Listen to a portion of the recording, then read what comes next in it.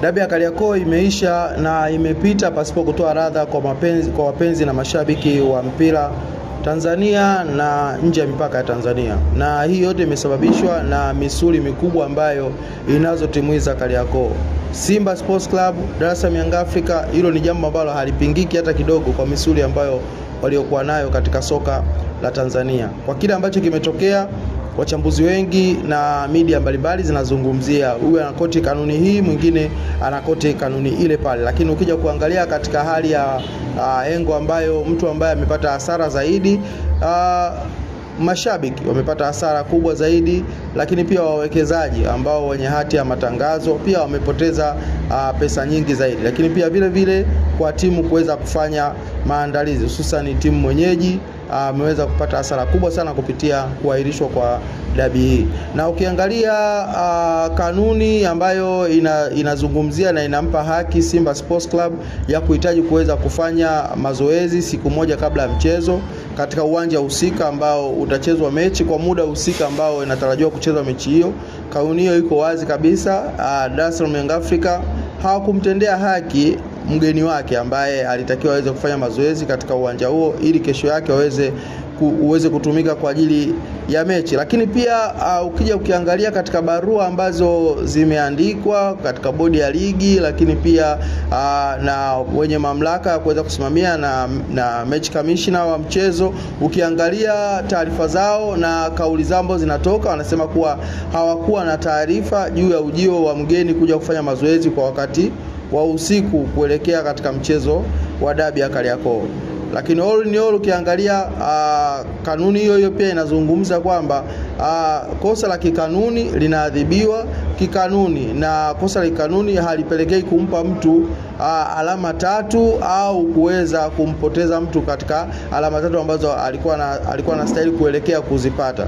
Kosa la kikanuni linaadhibiwa kikanuni. Na ukiangalia katika mantiki hiyo, ina maana kwamba mechi ilitakiwa ichezwe, na baada ya kuchezwa ile kamati ya mashindano ikutane kwa ajili ya kuweza kujadili mchezo husika, kuanzia mazingira ya maandalizi ya mchezo mpaka mchezo unakuja kuchezwa, mchezo ulikuwaje, atmosphere ya mchezo ilikuwaje, makosa yalikuwa wapi, wa kuchukuliwa hatua ni wakina nani. Baada ya hapo hatua ziweze kuchukuliwa. Lakini kitendo cha Simba Sports Club kuweza kutopeleka timu uwanjani eti kwa kigezo ya kuwa hakuweza kupata nafasi ya kupata mazoezi siku moja kuelekea kwenye mchezo, hiyo sababu imekuwa ni sababu ambayo ni finyu sana na ni sababu ambayo haina mashiko. Na ukiangalia upande wa Simba Sports Club wenyewe, wana mchezo kipolo ambao ulikuwa unachezwa dhidi ya Dodoma Jiji. Ukiangalia mchezo ule, Dodoma Jiji waliweza kupata ajali. Kwa asilimia kubwa wachezaji walikuwa katika hali ya majeruhi,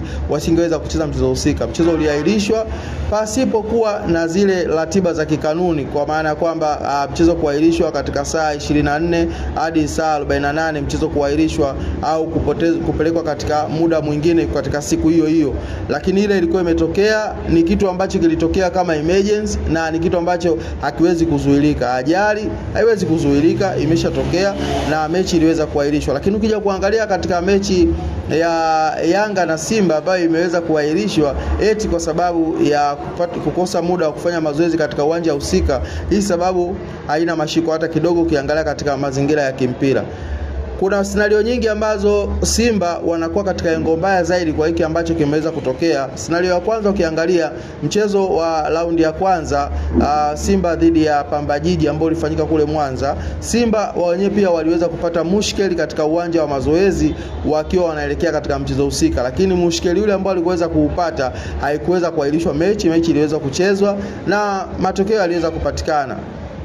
Ukiangalia tena mchezo mwingine, tena mchezo wa msimu uliopita ambapo Dar es Salaam Young Africa ananufaika kwa ushindi wa magoli 5-1, mwenyeji alikuwa Simba Sports Club. Na katika mechi ile ukiangalia siku moja kuelekea katika siku ya mchezo husika, Simba aliweza kumnyima Yanga kufanya mazoezi katika uwanja husika kwa ule muda ambao walikuwa wamekubaliana, aliweza kunyimwa. Lakini Yanga alipeleka timu, alicheza na matokeo yalipatikana uwanjani. Kwa hiyo ukija kuangalia kwa mazingira ya kwamba kwa nini Yanga waliweza kuinyima Simba kucheza mpira kuelekea katika mechi husika, hiyo yote tunakuja kuona kwamba ni kutokana na utamaduni wa timu hizi mbili, na imezoeleka hivyo kwa tamaduni zao kama watani wa jadi. Ukiangalia kama nilivyosema hapo awali, Yanga alizuiliwa kufanya mazoezi siku moja ya kuelekea kwenye mchezo wa dabi ya Kariakoo, na Yanga alileta timu uwanjani na timu iliweza kupata matokeo. Na ukiangalia mazingira ya Simba, uwanja wa Mkapa sio uwanja mgeni kwake, amecheza mechi nyingi zaidi katika uwanja wa Mkapa, na hata mechi za kimataifa amenufaika zaidi akiwa anapata matokeo zaidi, anaujua vizuri zaidi. Na ukiangalia kati ya Yanga na Simba ana nafasi kubwa ya kuweza kuuzoea uwanja, kwa sababu ni siku chache tu zimepita, ni karibu wiki moja kama na nusu imepita, ametoka kucheza na Azam na aliweza kupata matokeo ya 2-2. Kwa hiyo ina maana ni uwanja ambao ameshafanyia mazoezi, ni uwanja ambao ameshauchezea mechi na aliweza kupata magoli mawili katika uwanja husika. Na ukiangalia sio mgeni katika ule uwanja, na ndio maana hata Yanga walipozuiliwa kufanya mazoezi kuelekea katika mechi husika, hawakuchukulia kama ni big deal, kwa sababu ni uwanja ambao wao wanaufahamu, ni uwanja ambao wao wameuzoea. Na hii nani kanuni ya kuweza kuiruhusu timu kufanya mazoezi siku moja kuelekea kwenye mchezo, kwa nini imewekwa? Imewekwa kwa sababu timu mwenyeji anaujua uwanja vizuri, anajua hali ya pichi ilivyo, anajua engo za kiwanja zilivyo, anajua kila kitu. Kwa hiyo unapompa nafasi mgeni kwenda kufanya mazoezi katika kiwanja cha ambacho anatarajia kwenda kuutumia uwanja mechi moja kuelekea siku moja kuelekea siku ya mechi, hiyo inapelekea kusaidia mgeni kuwa na uwenyeji na uwanja husika, ile pitch feeling, mtu kuweza kujua kwamba pitch ambayo anatarajia kwenda kuicheza saa 24 zijazo ni pitch ambayo inaonekana vipi, inakanyagika vipi, ina ubichi kiasi gani, ina ukavu kiasi gani, nikileta timu yangu watatakiwa wachezaji wavae viatu vya aina gani, wanatakiwa wawe na jezi za aina gani kulingana na pitch inasema nini. Kwa hiyo ndio maana halisi ya kuiruhusu timu mgeni kuweza kufanya mazoezi katika uwanja ambao anatarajia kwenda kucheza siku moja kabla ya mchezo. Ndio maana inakuwa masaa 24 kuelekea katika mchezo husika. Sasa ukiangalia katika engo kama hii, Simba uwanja wa Taifa anaujua vizuri, Yanga uwanja wa Taifa anaujua vizuri. Kwa sababu hii haikuwa sababu ya msingi ya Simba kutokuleta timu uwanjani. Na hata bodi ya ligi iliweza kutoa maamuzi ya kwamba mechi inaahirishwa, itapangiwa siku nyingine. Haijafahamika kwamba inaahirishwa kwa kanuni ipi na kupangiwa tarehe nyingine kwa kutumia kanuni ipi. Kwa bodi ya ligi itakuja itatueleza kwa mujibu wa kanuni hii, basi mechi hii inaahirishwa na kuweza kupangiwa siku nyingine kwa mujibu wa kanuni hii. Lakini pia tumeona msimamo wa Dar es Salaam Young Africa, walipeleka timu uwanjani, na walipopeleka timu uwanjani walisikika katika mitandao ya kijamii ya klabu husika wakisema kwamba wao wameshamaliza mechi ya ngwe ya pili dhidi ya mtani wake Simba Sports Club, wanajipanga kwa mechi nyingine za ligi kuu na michuano mingine. Kwa hiyo inamaanisha kwamba mpaka hapa sasa bado kuna hali ya kusitomfahamu kati ya bodi ya ligi, Simba Sports Club pamoja na Dar es Salaam Young Africa. Je, hiyo tarehe nyingine ambayo itakaopangwa itakuwaje?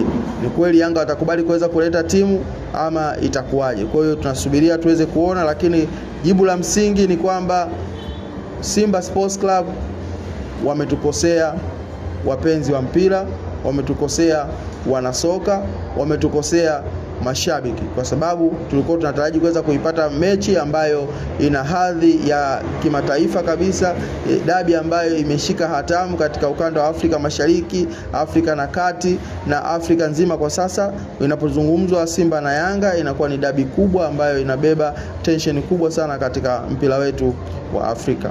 Mwanzo mwisho ulikuwa nami Steven Mapunda hapa Steam TV. Basi kama utakuwa bado haujasubscribe, fanya hivyo kwa kubonyeza neno subscribe, itakuja alama ya kengele, bonyeza, itakuja neno all, bonyeza. Kwa kufanya hivyo utakuwa tayari ushakuwa mmoja wetu na kuweza kuhabarika kwa habari kemkem za kimichezo ndani ya Steam Media. Hadi wakati mwingine, bye bye.